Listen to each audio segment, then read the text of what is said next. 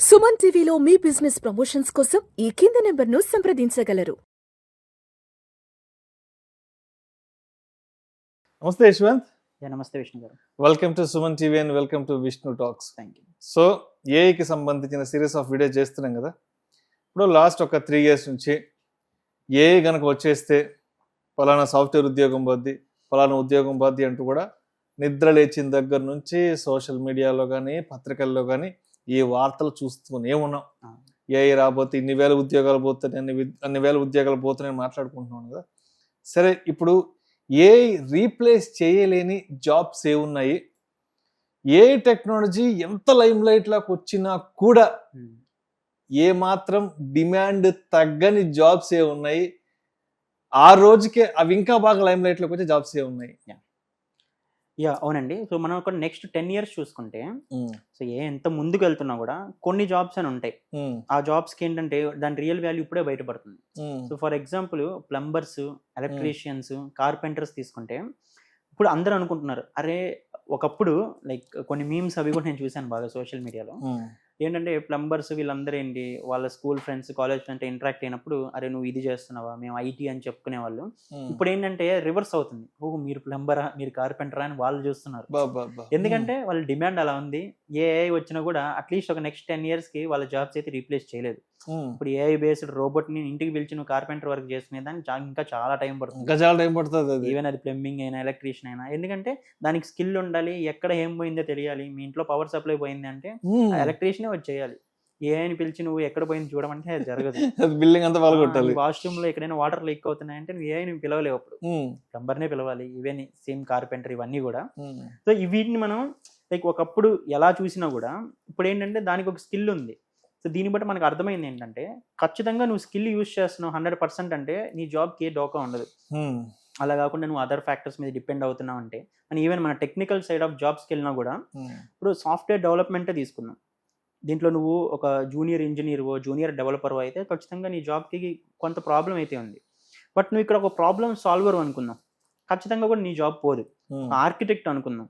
So ఈ architect ఏం చేస్తారు, నా సాఫ్ట్వేర్ ఇలా ఉండాలి అని ఆర్కిటెక్ట్ చేస్తాడు. సిస్టమ్ డిజైనర్ అంటారు. సో వీళ్ళందరూ చేసేది ఏంటంటే అంత హై లెవెల్లో ఎలా ఉండాలని డిసైడ్ చేసేవాళ్ళు. ఈ డిసైడ్ చేసే వాళ్ళకి ప్రాబ్లం అయితే ఎప్పుడు ఉండదు. ఎందుకంటే వీళ్ళు ఇక్కడ ఏమి కోడ్ రాయట్లేదు. ఆ కోడ్ నువ్వు ఒక డెవలపర్ దగ్గర రాయిస్తావో ఏఐ దగ్గర రాయిస్తావో అది నీ ఇష్టం. బట్ ఏంటి, ఒక ప్రోడక్ట్ ఇలా ఉండాలి అని నీ థాట్ వచ్చింది కదా, ఇది ఇంపార్టెంట్ థింగ్. సో మన ఏఐ మన జాబ్ రీప్లేస్ చేయకూడదంటే మనం ప్రాబ్లం దగ్గర ఆలోచించాలి. ఎక్కడైనా మనం చేసే జాబ్లో మనం ఏ ప్రాబ్లమ్ సాల్వ్ చేస్తున్నాం అని చెప్పి. అలా కాకుండా లైక్ నేను టెక్నాలజీ వెనకాల పరిగెడతానంటే మనం చెప్పలేము. మనం దీన్ని బట్టి ఒకటి అర్థం చేసుకోవచ్చు ఏంటంటే, టెక్నాలజీ మీద డిపెండ్ అవ్వకుండా ప్రాబ్లమ్ సాల్వ్ చేస్తూ వెళ్ళే ఏ జాబ్ కూడా ఏఐ అనేది రీప్లేస్ చేయదు ఖచ్చితంగా కూడా, మనం సింపుల్ వర్డ్స్లో చెప్పాలంటే.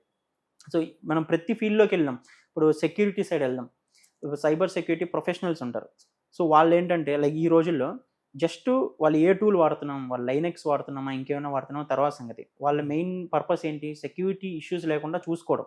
అది ఎలా చేస్తావని నువ్వు ఆలోచించావంటే నీ జాబ్ పోదు. అలా కాకుండా ఇది నేను ఒక టూల్ వాడుతాను, ఈ టూల్ వాడి మాత్రమే నేను బగ్ స్కాన్ చేస్తాను అంటే ఆ టూల్ రేపు ఏ రీప్లేస్ చేస్తుంది. ఇప్పుడు ఈ మధ్య క్లాడ్ మైథోస్ అని ఒక అనౌన్స్మెంట్ రిలీజ్ చేసింది. అది వాళ్ళు పబ్లిక్గా రిలీజ్ చేయడం ఆపేశారు. దాని రీజన్ ఏంటంటే, రిలీజ్ చేస్తే అది చాలా ప్రమాదకరము అని. ప్రతి ఒక్కరు ఇది వాడడం స్టార్ట్ చేస్తే ఇప్పుడు హ్యాకర్స్ లాంటి వాళ్ళు యూజ్ చేశారంటే దేన్నైనా హ్యాక్ చేయగలుగుతారు. అండ్ జాబ్స్ కూడా వేలల్లో పోతాయి ఒక్కసారిగానే ఆపేసి ఓన్లీ కొన్ని కంపెనీస్, ఈ గూగుల్, ఆల్ఫాబెట్ ఇలాంటి వాటికి మాత్రమే ఇచ్చారు. ఎందుకంటే రీజన్ ఇది చెప్పారు.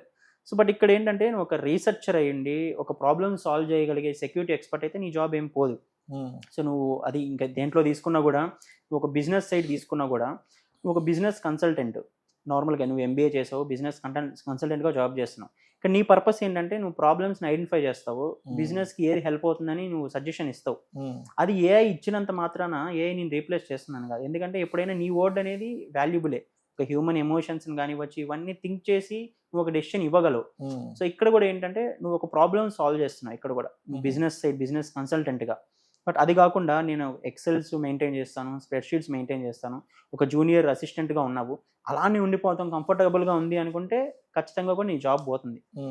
సో ఏ జాబ్ అయినా మన కంఫర్ట్గా ఉంది అంటే ఆ జాబ్ ఖచ్చితంగా ఏఐ రీప్లేస్ చేస్తుందని. బట్ ఏ జాబ్లో అయినా కూడా నువ్వు ఒక ప్రాబ్లమ్ సాల్వ్ చేస్తున్నావు అంటే, ఈవెన్ కార్పెంటర్స్, ప్లంబర్స్ చేసేది కూడా మన ప్రాబ్లమ్ సాల్వింగ్, అంతే, ఇంకేం లేదు.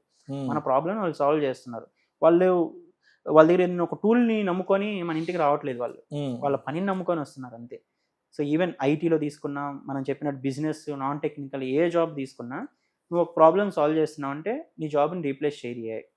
సో మనం 1, 2 అని కాదు, ఏ జాబ్ అయినా కూడా AI రీప్లేస్ చేయలేదు. నువ్వు ప్రాబ్లమ్ సాల్వ్ చేస్తున్నావు, టెక్నాలజీని నమ్మట్లేదు అంతే. సో మనం సింపుల్గా 100కి 1000 జాబ్స్ లిస్ట్ చేయడం కంటే కూడా సింపుల్గా ఒక స్టేట్మెంట్, నీ పనిలో నువ్వు జస్ట్ ప్రాబ్లమ్ సాల్వర్, టెక్నాలజీ డిపెండర్ కాదు, అప్పుడు నీ జాబ్ని AI రీప్లేస్ చేయదు అంతే. సో మొత్తానికి కొన్ని పనులు మాన్యువల్ గానే చేయగలగాలి. ఇందాక మీరు చెప్పినట్టు బిల్డింగ్ కన్స్ట్రక్షన్ కి సంబంధించి దాన్ని AI ప్రాంప్ట్ ఇచ్చేసి బిల్డింగ్ కట్టేయంటే బిల్డింగ్ కట్టలేదు కదా.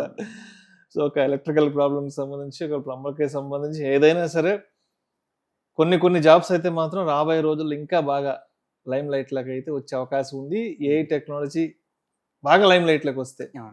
Right thank you so much Yashwant.